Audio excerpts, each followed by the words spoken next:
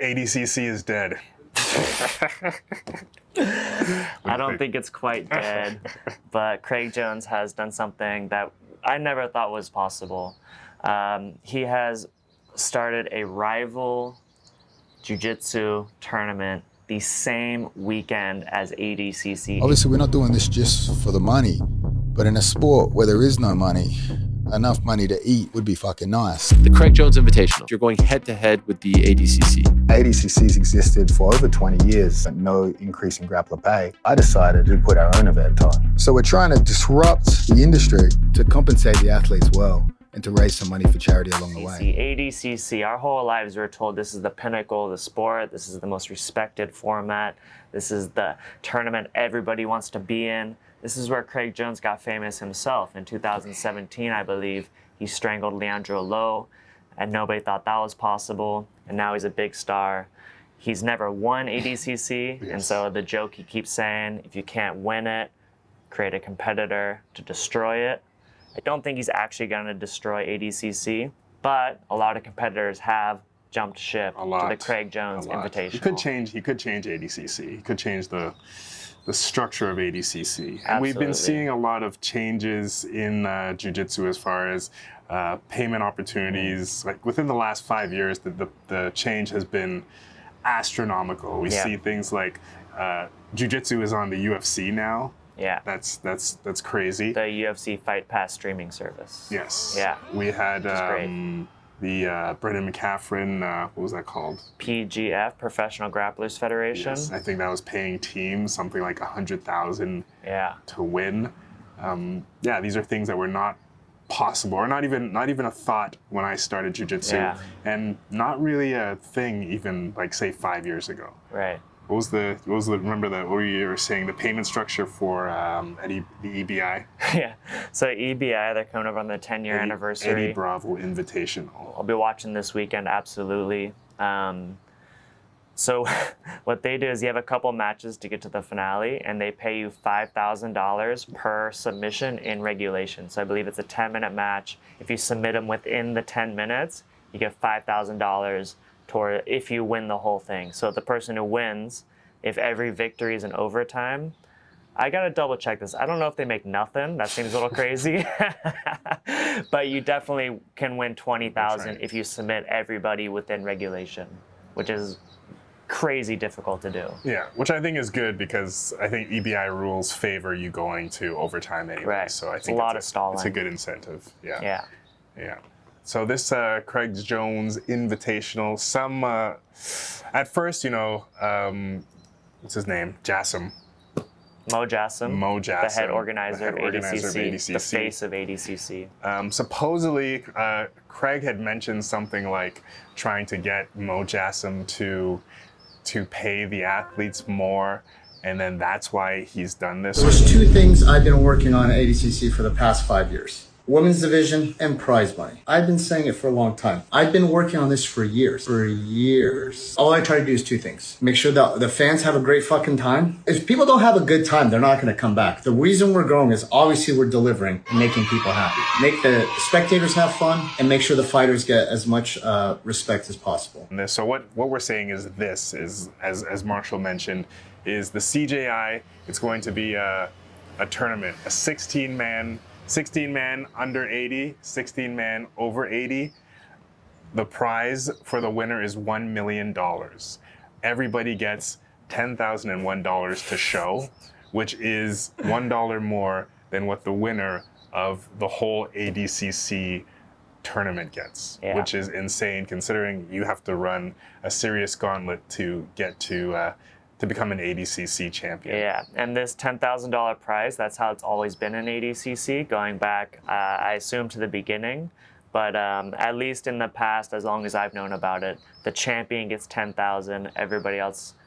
There's structure for fourth, third, and second. I think it's sixth is second, third, I believe, is 4,000, I believe. And I think up until fourth place gets money as well. They get something, but everybody else just gets their hotel and food paid. And my point is this has been the way. This has been the price. This has been the prize money.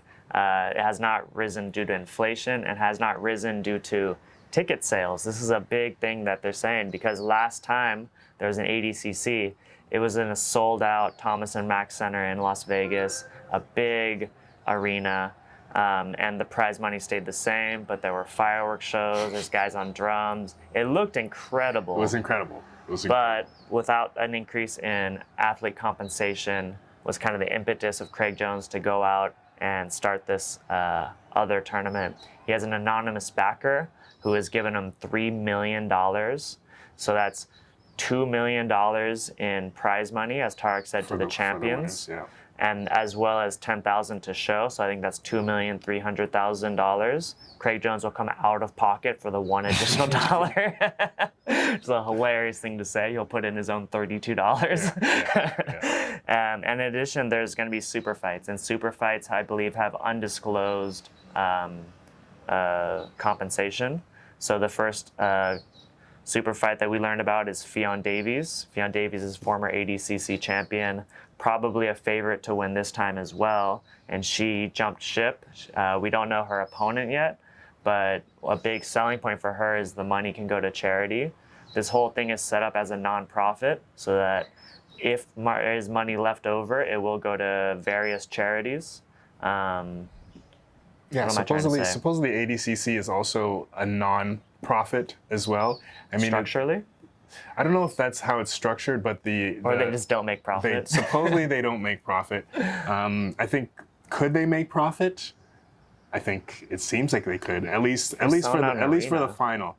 For sure, selling out a 10,000 seat arena, I believe some profit could be made, but in Craig Jones' mind, he thinks that, from what he's told, is the money just goes back into production, and they have stepped up their production. I will give them that for sure. Yeah, the production looks great. Production looks incredible. Yeah.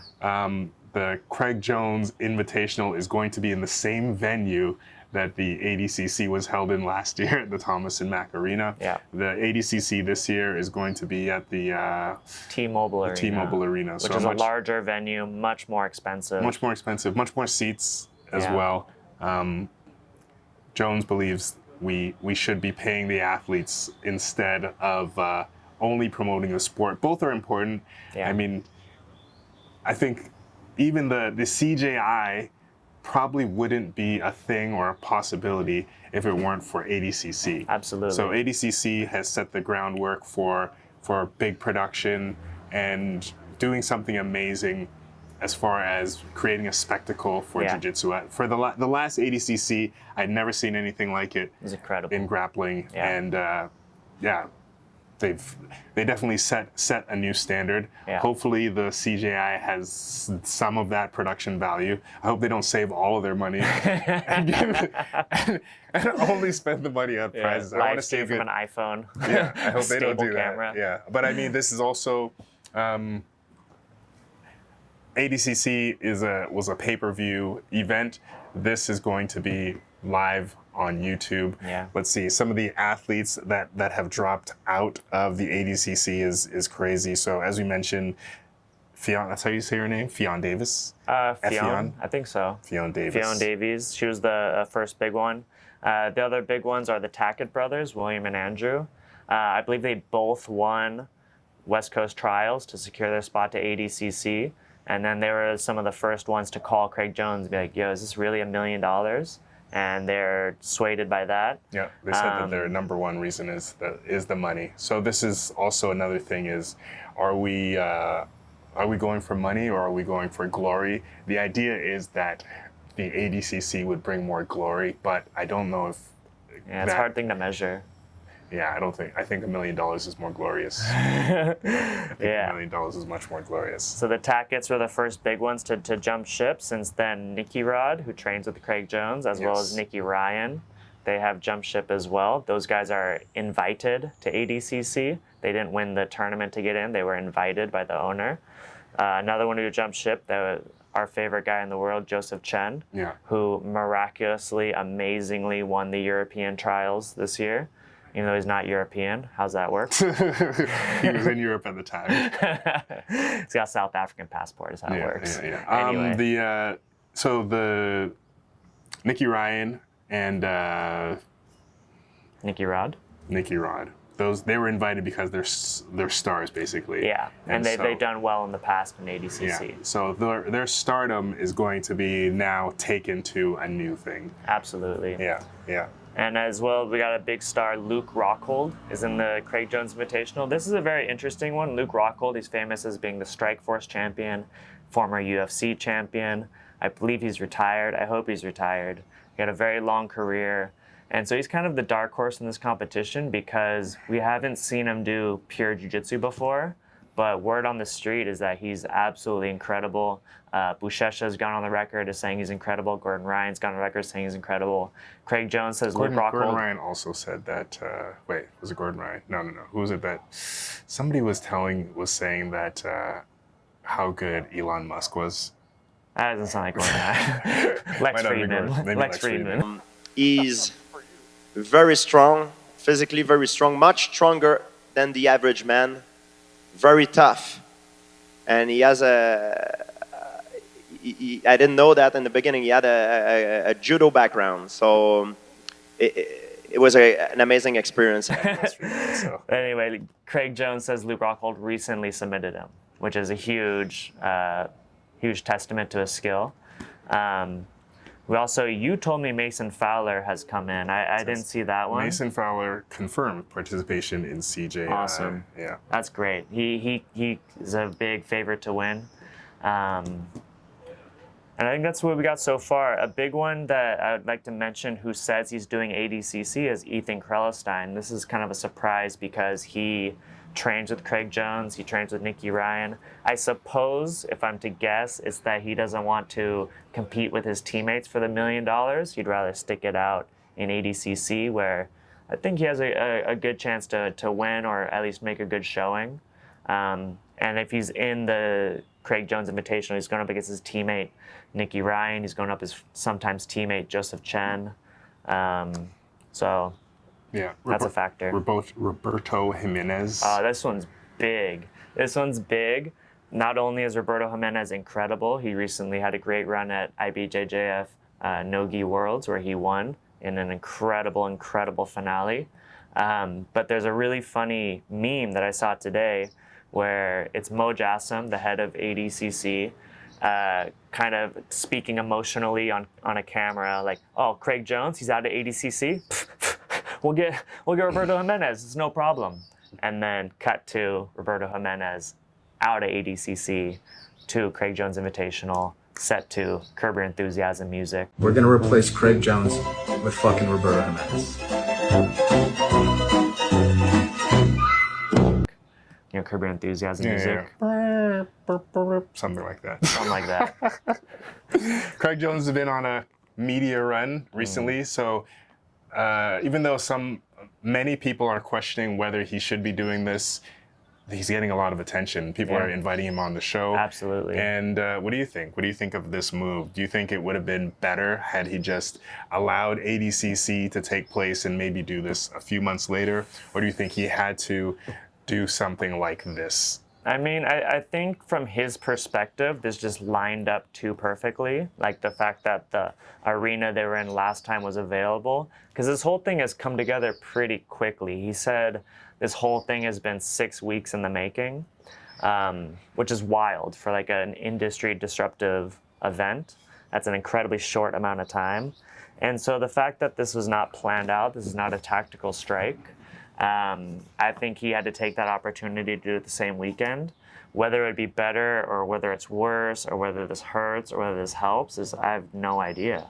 I don't think anybody really knows, and maybe we will never know. I don't believe this was just an opportunity that it had to be this weekend. I think it's strategic. I mean, the checking was strategic, but the fact that it's available was an opportunity. That's what I mean. Yeah. Because what are the odds that arenas are just available? I don't know. I agree. I think he chose to do it on the same day, and I think that he wouldn't be getting this this media run. He wouldn't have this media run if it wasn't the same day. So I think it was strategic. I think it's kind of genius. If he was just going to have his tournament say December 1st, it would still be amazing. Like a $1 million tournament is amazing. Anytime. But if you look at Brendan McCaffrey's tournament, even though they were giving out way more money than the ADCC, it wasn't getting this kind of attention. Correct. I think the head-to-head thing, that is what's It's a good narrative. brought it attention. Yeah. Yeah, I think that was kind of like the marketing genius, also the evil genius part of it as well. Craig Jones came up in ADCC. Yeah. He owes a lot of his fame to ADCC. Absolutely. Even though he didn't win, Yeah. he did some amazing things in ADCC. He never won, and he's taken that to the max by naming his team the B team. Yeah. Like everything about second place. He has Yeah, lots of always. second place memes. Always. And being in second place and what it means to be not as good as others. But I mean, he's a charismatic figure, so I think even though he is great at jiu-jitsu, his charisma is what's taken him far. He said it himself. He's never won ADCC. He makes more money than ADCC people, and I think it's solely because of his personality. Yeah, When he's never won like a big tournament. Yeah. He's not an IBJJF champion. He's not an EBI champion. No. He came close. He broke Gordon Ryan's arm in a finale one time. But he's won a lot of super fights. He's won a lot of matches, Yes. and so he's displayed his prowess to where there's not really doubt as to he's incredible. Yeah.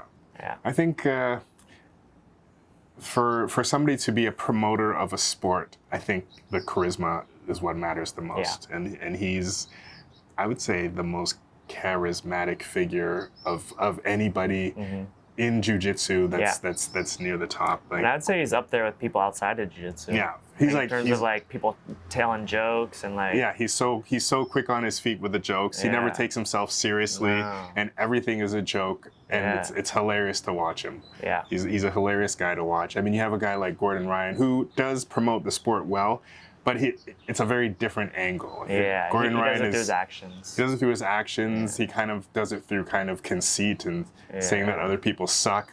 So he does get he does have his own way of publicity, which it's a skill for sure. For sure. He's kind of the heel. He makes Yeah. himself the heel. Absolutely. I don't know if that's really what he is like. I doubt that's all him. Word on the street is he's incredibly tough to be around. Yeah. Very mean to his friends. I don't think he has people around him because he's like a fun guy. Yeah. You Okay. know? And part of that is he's sick, right? So he's nauseous a lot. He's uncomfortable in his own body due to illness, which definitely affects how you treat people around you. Yeah. Craig Jones, he will be competing at this event as well. He's been calling out the absolute legend, Gabi Garcia, 11-time IBJJF champion, 4-time ADCC champion, a giant lady. I saw Gabi Garcia one time in person. It was really funny. It was mid-practice at 10th Planet Costa Mesa. She used to do her striking training. This is when she was fighting MMA on the same street. And so we always heard, like, oh, maybe she's around. She entered the room mid-practice. So we're sweating, we're going. She enters the door, and she's the same size as the door. Like, just perfect. She's that tall, that wide. And she just walks in and looks. And I swear, everyone in the room broke posture. Just like the pheromone, just, Yeah. And then she turned around and left. So I can attest, this is a terrifying human. Just bigger than anybody should be. And very accomplished in jiu-jitsu. Craig Jones has been calling her out for years. They've had hilarious back and forths. They've tried to set this up before, and apparently now it's real. He had a great line about it. He says he got the contract, she signed it in crayon, and she ate it. It's like hilarious. He said they're on a video chat with each other, both taking steroids. Him taking more than her. So there's so many good narratives going into this. They're so funny and so fun. And ADCC is a very serious thing. Yeah, it's very It's not serious. funny at all. Yeah. Like, there's nothing. So- Gordon Ryan's not that funny, except like, Nobody's funny. ironically. He's funny. Well, I mean, he's funny as far as like he's kind of just mean. Like he kind of bullies people. I'm the but best. it's you're fun. right. It's entertaining. I mean, I'll read his posts just because it is kind of entertaining. And his he basically comments just are, says the everyone comment sucks. sections are even funnier, especially when Craig Jones gets the people going. So Bears Den asks, Matt's Cage Pit Alley, what do you think about the 10-point system? So they're going to use a 10-point system. Craig Jones has been talking about using a 10-point system for this tournament. Yeah. 3 His 5-minute rounds. his reasoning is to make jiu-jitsu more understandable to people, because I mean, I know a lot of people, sometimes including myself, where I'm not completely clear on a rule. Yeah. Like, is this Yeah. an advantage? Advantages. I don't think anybody knows. I'm pretty convinced nobody knows about advantages. Is this an advantage? And even scoring is very tricky, especially in ADCC. In ADCC, ADCC is like super, a nightmare super for confusing. scoring. ADCC, I will, despite the fact that they have a lot of wrestling, which I find is very entertaining. It's great to watch. They have a very strange rule system where the match is scored differently at the beginning than it is at the end, or the beginning of the match there's no points. Yeah. And then they add points in later. It's very weird. And what's really messes up a lot of scoring, and they mess us up mid matches, is takedowns and sweeps are a little hard to define. It's not exactly high school wrestling takedowns. It's a little different. If you turtle, it's not a takedown.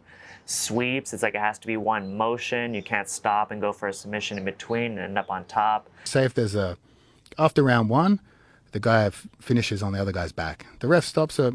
We get up. We have a minute break. That's a strong position. We'll score that at 10-8.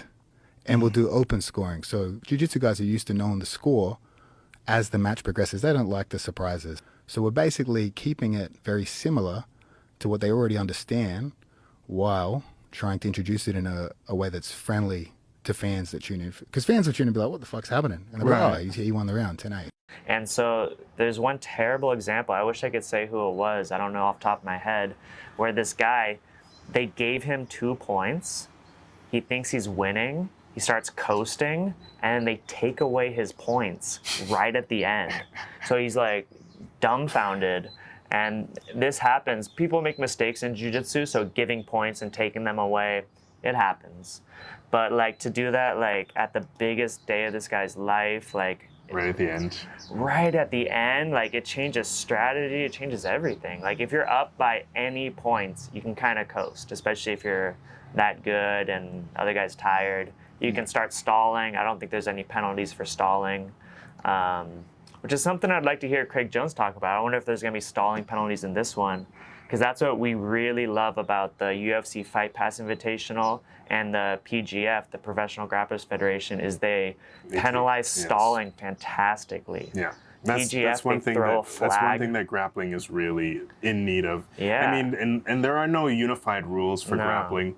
I think it's still new enough that it's kind of up in the air. So I think what Craig Jones is doing with this 3-round 10-point system is what he's saying is he's trying to take some MMA fans and make it a point system that's a little bit more understandable, rather than, like I said, the jiu-jitsu, even though there are not many things you could score for in jiu-jitsu, the positions and why this is a point and this is not a point is a little bit confusing. Yeah. So like sweep is only scored if you're already if you already have guard first. If you're side mounted and you sweep, that's not points. Really? You don't get points. Yeah, If I side mount you and you flip me over, you don't get a sweep point for that. Oh my god. Yeah. Why? Yeah. So it's weird. Like jiu-jitsu has a lot of weird things. So I don't know about the 10-point system if I like it.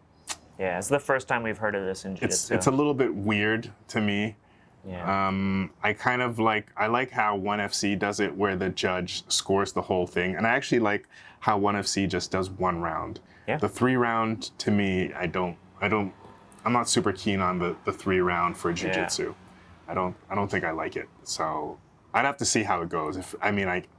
I can change, my mind can be changed if I see, wow, this is amazing. They're coming out full blast every round. I guess the benefit would be you can strategize mid-round. You can like change. You could get coached. You can get coached. Maybe it makes a difference for how you spend your energy because you're getting a break. Yeah. I guess restarts. I've never seen because I guess they're gonna do like MMA, right? Where if we have a match and I get taken down and like say someone's on my back, time runs out, next round we start standing. I'm guessing it's like that. He didn't say, I assume. So that changes Yes, things. that's one thing that's not great about MMA. I mean, I was listening to Joe Rogan. He was talking about restarting the. He was mentioning how he thinks that at the end of each round, wherever you are, if you're down, somebody has your back, you should restart in that position. But because he thinks it's ridiculous that they're standing now. Yeah. But I think if they were to do crazy. that, it would make the fact that they take a break seem even more ridiculous. You know, like, why did we take a break to come back to the same position in the first place? Why not just have no breaks? Yeah. So I think if you're to keep it the purest or the best, I think I like personally how ONE FC does the 1 10-minute round. Yeah. If nobody wins, judges score it, you lose. Yeah. That's it. I think I that's like good. that. I mean, if 10 minutes is too short for you, maybe up to 15 minutes. That's a lot of grappling. It's a long time. It's a long time for grappling. I think 10 minutes is perfect. Yeah, I agree. I think that's the best system in my mind. The 10 minutes calling catch, and scoring catch for close submissions, and that's it. Yeah. Keep it as simple as possible. I like that. Jiu-jitsu rules are a little bit not for fans. It's not. They're not viewer really, friendly. Yeah, they're not viewer friendly at all. And so we'll see how that one goes. The second part to this question is related to the mat. So typically jiu-jitsu is a flat surface, a flat mat. Sometimes it's in a cage. But what this one is going to be in a bowl. So Craig Jones got this idea from Karate Combat, where it's a flat surface, a flat mat, and the edges go up at an angle like this. And he says he likes it because it disincentivizes moving backwards. Typically in jiu-jitsu, if you move backwards and say the guy shoots a takedown, you fall off the mat. A little dangerous in the fall, but strategically, you get restarted in the middle. Some of these, you're out of the takedown. some of the ADCC trials in some leagues now, they allow them to go off of the mat, and you see guys getting like grappling on the concrete, which to me is it's absolute nonsense. Yeah. I think I don't like that.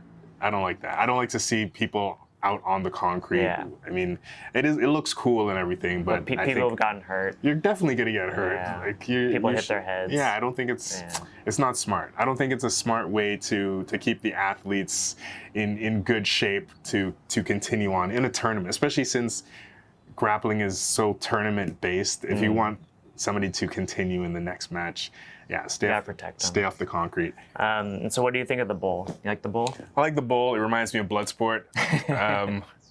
The bowl reminds me of Bloodsport. You cannot really walk backwards. You can't keep walking backwards, and then once you hit an angle, you're going to fall down. Right. So I like that. It incentivizes staying in the middle. A wall is good too. I like a wall, but I think a cage. I like a wall like that. Oh, okay. I don't like getting my feet caught in the cage. Right. I like a wall, but a wall is not really camera friendly. Right. It's hard to get good camera angles with a wall there. The cage allows that, so you could see through the cage. I think that's part of why the cage is there. You could see through the cage. I don't mind the wall. The wall, like it's up to you whether you think that you should be able to be wrestling against the wall. But I like having them forced to stay in the middle of the floor somehow. Yeah. So with the walls at an angle, you can't. If you walk backwards into it, you're gonna fall down. Right.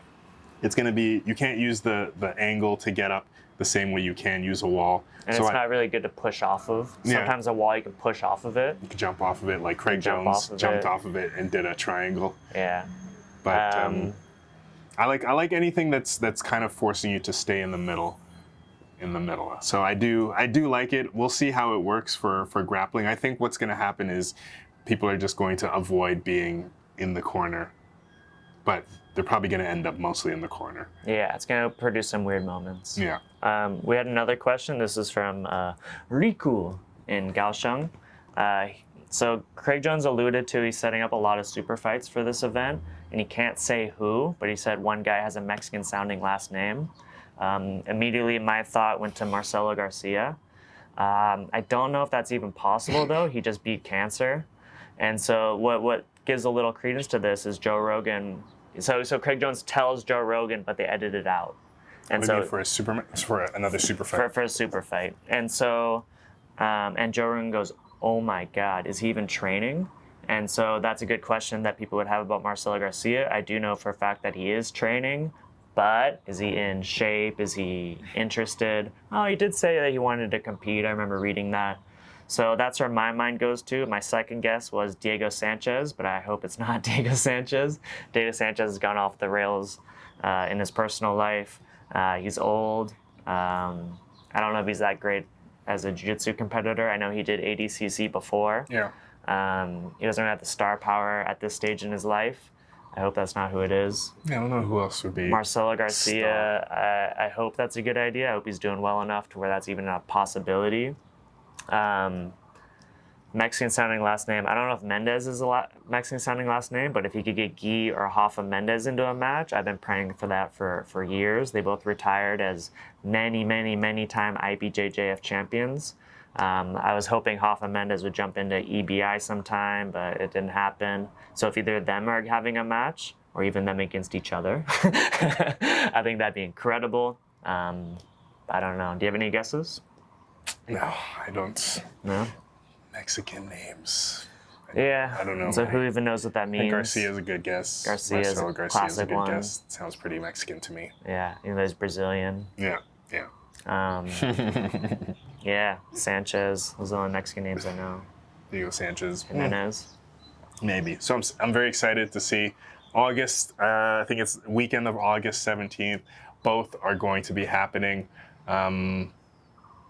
Yeah, I don't know. I don't know how I feel about them going head to head. I think it's a genius marketing move for Craig Jones. Mm-hmm. It's not playing nice. No. But it's very aggressive. It's super aggressive. What do you think on the whole ADCC and Craig Jones Invitational situation going on? Do you think it's a smart business move? I don't know anything about it. That he booked the submission tournament the same day as ADCC and made like a lot of different prices in terms of money for the submission fighters. Huh. Sounds good to me. I like it. I like his style. What do you call this? An addendum? Post-recording thoughts. Notably, people who have not switched to CJI from ADCC are the New Wave people. So the New Wave crew, Giancarlo Bordoni, Big Dan, Gordon Ryan. I think there's some other guys. Oh, Marigali. So some people are calling ADCC the New Wave Open Mat. That's a good name for it. Who will win New Wave Open Mat? Also, Gordon Ryan, he also put out a post about loyalty and I guess being loyal to ADCC, which I guess it makes sense if there wasn't $1 million involved. It makes sense for Gordon Ryan to be loyal. He's good friends with Mo. And he's also a millionaire already. And he's already a millionaire, yeah. In large part due to his ADCC victories. And I'll be curious. I don't know if Gordon Ryan can actually compete in ADCC. He's been sick for a long time. Yeah. I don't know if he's been training. He might drop out, just because of health reasons. Yeah, that's true. Also, I mean, my favorite part of this whole thing has just been the memes. The memes have been crazy. And my favorite is the Detroit guy. The Detroit guy that does the fake martial arts. Yeah, He's Detroit self-defense. Yeah. His name. Steven Seagal, also going to be representing. Yeah, we had one that got me. There was a fake one where it says Khabib was in it. I was like, just so I wanted that to be true. There are a bunch of fake ones. Like now I have to. Now you got to check to see if it has the CJI logo because lots of guys are just throwing their pictures on that CJI logo. Yeah, so we should have done that. Yeah, it's not too late, right? Do that. Yeah, we could still do that. Yeah. Try to get me in there. Yeah. Invitational. Send out the invite. I could use $10,000. Mm-hmm. I don't think I might not win. Probably not. So I think that's everything we wanted to talk about. Anything else coming to mind? Here I am enjoying myself out on the beautiful Black Sea in Odessa, Ukraine, and athletes are calling me up. They're saying, Craig, is it true some athletes in that other tournament are getting secret show money? And I say, gee, I don't know, but yes, it's true. Guys, for the other tournament, if you're offering secret show money deals to certain athletes, other athletes are going to hear about it. And what is a smart athlete going to do? It's going to ask for the same deal or more money. And now you're in a situation where you're going to have to pay athletes more money anyway. So why are you doing it in the form of show money? Why don't you do it in the form of prize money, which is all we ask for anyway? You were able to do that for the women. So why can't you do it for both divisions and raise them both appropriately? Again, you raise prize money for women in the name of equality, but secret backroom deals go contrary to that goal of equality for prize money in the sport. And again, this is fucking hilarious to me, and I'm enjoying every minute of it, even from out here in beautiful Odessa. Hi guys, I wanted to go over one thing. So the prize money comes from Abu Dhabi. That's an ongoing discussion. I've been doing it for a while, and I'll do my best, okay? With that said, there's something I can do from our end. 2019, 2022 was break even. This one's going to be profitable. I don't know how profitable it's going to be because we're going crazy on the show. You guys will see in August. It's going to be out of this world. But my plan is to make sure every athlete walks away with something. What that number is, as of now, I'm looking for $2,500 each. So everyone will get at least $2,500. Now, if you win a division or something, then you don't get it. But at least everyone will get that minimum amount. It could be more once I have the final numbers in. I don't mind bumping it up even higher. That's going to be the bottom floor, okay? So the cat's out of the bag. Number two, if any of you are in deep shit and you need something a little bit up front, you can let me know. I don't mind doing it, but don't go use this to go get a new iPhone or something. This is to help with training. So my plan is to pay at the end, but for those who are in like trouble, I don't mind doing a little up front, okay? We'll use the honor system, all right? Thank you guys. Mission accomplished. Good work. Rash guards, let us know. Is the shop up? TaipeBJJ.com. Shop is up, TaipeBJJ.com. Check us Hit out. it up. Check us out. We got articles. We got, you can leave comments. You can do whatever. Also, right here, TaipeBJJ on YouTube, TaipeBJJ on Instagram, and I haven't done any other social media. That feels like enough. But yeah, there's one on Twitter, but I haven't put anything on it. And what's the other one? Pinterest. The TaipeBJJ Pinterest, but I haven't put anything on there. I've never been on Pinterest. So, yeah. I heard it's good. People use Pinterest? Yeah, I heard it's good. Really? I heard it's good for moms. That is what I'm so thanks for watching. I'm sure you got lots of thoughts. Comment. Let us know what's going on. Anything we missed. We could do follow-ups. We got lots of time. Thank you.